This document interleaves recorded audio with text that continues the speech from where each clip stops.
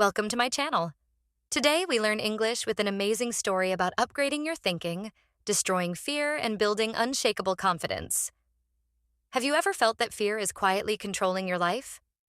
Have you ever wanted to speak, try something new, or follow your dream, but something inside stopped you? That small voice that says, "You are not ready. You are not good enough. What if you fail?" This story is about that voice. And more importantly, it is about how to change it. Imagine waking up one morning and realizing that the biggest obstacle in your life is not outside you, but inside your mind. Not your job, not your family, not your education, just your thinking. What if your future depends on the thoughts you choose every day? Today's story will take you on a journey into the mind of an ordinary person who learned how to upgrade his thinking. And by the end, you may discover that confidence is not something you wait for. It is something you build. Daniel was an ordinary young man living in a small city. He worked in a quiet office and followed the same routine every day. He woke up early, dressed neatly, and walked to work with a serious face.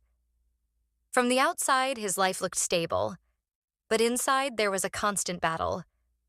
Daniel had dreams. He wanted to grow in his career. He wanted to become a leader. He wanted people to respect him. But he also carried something heavy inside him. Fear. Fear followed him everywhere. During meetings, when his manager asked for ideas, Daniel often had good thoughts in his mind, but he never shared them. His heart would beat faster. His hands would feel cold. His mind would whisper, "What if they think your idea is stupid?" So he stayed silent. When others spoke confidently, Daniel looked down at his notebook and pretended to write something. He watched opportunities pass in front of him like trains at a station, and he never stepped inside. One afternoon, the company announced a new project. It was an important project that could change many careers. The manager stood in front of the team and said, "We need someone brave to lead this project. Someone confident. Someone ready to take responsibility." Daniel's heart jumped. He had been thinking about ideas for this project for weeks. He knew he could do it. But then fear spoke again. "You're not a leader. You will fail. People will judge you." And just like before, Daniel said nothing. That evening, Daniel went home feeling disappointed in himself. He sat alone in his room, staring at the wall. He asked himself, "Why am I always like this? Why do I let fear control me?" He felt tired, not physically, but mentally. Tired of doubting himself. Tired of watching others move forward. That night, he could not sleep. His thoughts were loud and negative. The next day, something unexpected happened. An older colleague named Mr. Rao noticed Daniel's behavior. Mr. Rao was calm, experienced, and wise. He had worked in the company for many years and understood people deeply. During lunch break, he sat beside Daniel and gently asked, "Why do you always stay quiet in meetings? I see something in you, but you hide it." Daniel felt nervous, but he decided to speak honestly. He said, "Sir, I am afraid. I always think I am not good enough. I feel that others are better than me." Mr. Rao listened carefully and then smiled. "Fear is normal," he said. "But the real problem is not fear.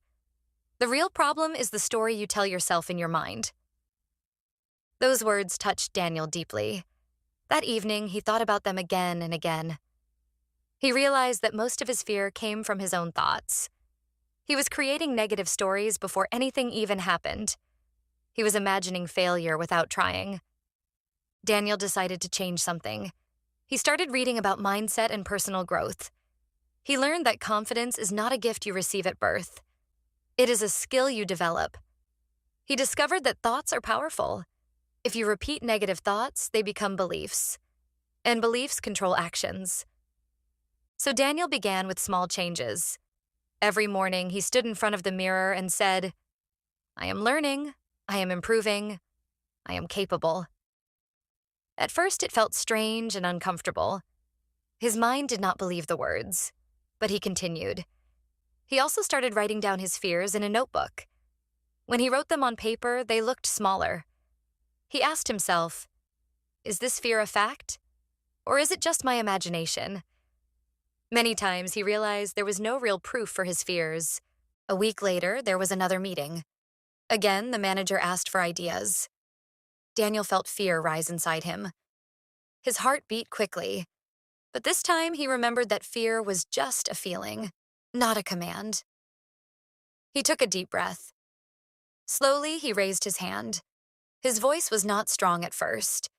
It was soft and slightly shaking, but he spoke. He shared one idea clearly. There was silence in the room for a few seconds. Then the manager nodded and said, "That's a good suggestion, Daniel." Some colleagues agreed and added more points. The world did not end. No one laughed at him. Instead, he felt a small wave of confidence inside his chest. It was not powerful yet, but it was real. That moment became a turning point. Daniel understood that fear becomes stronger when you avoid it and weaker when you face it. He decided to challenge himself every day. He made a simple rule. Do one thing daily that feels uncomfortable. Sometimes it was asking a question. Sometimes it was sharing an opinion. Sometimes it was talking to someone new. Each small action was like lifting a tiny weight at the gym. Slowly, his mental muscles grew stronger. Of course, the journey was not perfect. One day, Daniel gave a presentation and forgot an important point. Some colleagues smiled in a way that made him feel embarrassed. That night, old thoughts returned. You see, you are not confident. You made a mistake. But this time, Daniel responded differently. He told himself, making mistakes means I am trying. I will improve. Instead of quitting, he practiced more. He asked for feedback. He prepared better for the next time.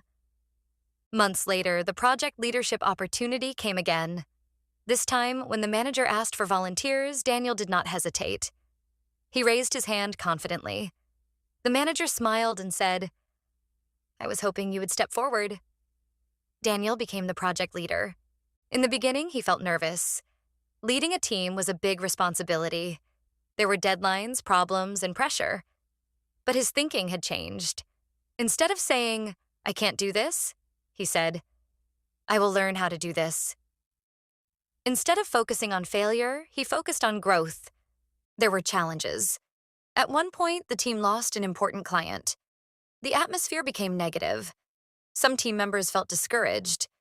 Daniel also felt pressure, but he remembered his journey. He gathered the team and said calmly, "We made mistakes. That is part of learning. We will correct them and move forward." His confidence was not loud or aggressive. It was calm and steady. Step by step, the team improved. They solved problems together. They gained new clients. Finally, the project became successful. The manager praised Daniel's leadership. But the biggest success was not the project. It was the transformation inside Daniel's mind. He realized that confidence is not the absence of fear. It is the decision to act even when fear is present. He understood that upgrading your thinking is a daily practice. Negative thoughts will always try to return, but you can choose which thoughts to believe. Years later, Daniel became a respected leader in the company. New employees often asked him, "How did you become so confident?" He would smile and answer, "I stopped believing every negative thought in my head. I upgraded my thinking." His story teaches us that fear is natural, but staying controlled by fear is a choice. Your thoughts create your actions, and your actions create your future. If you want a different future, you must start with different thoughts. Now, think about your own life. Where is fear stopping you? What opportunity are you avoiding? What dream are you delaying? Remember, confidence does not come before action. It comes after action. Upgrade your thinking, one thought at a time. Face fear, one step at a time. Build confidence, one small victory at a time. And when fear whispers, "You can't," look at it calmly and say, "I am learning, I am growing. Watch me."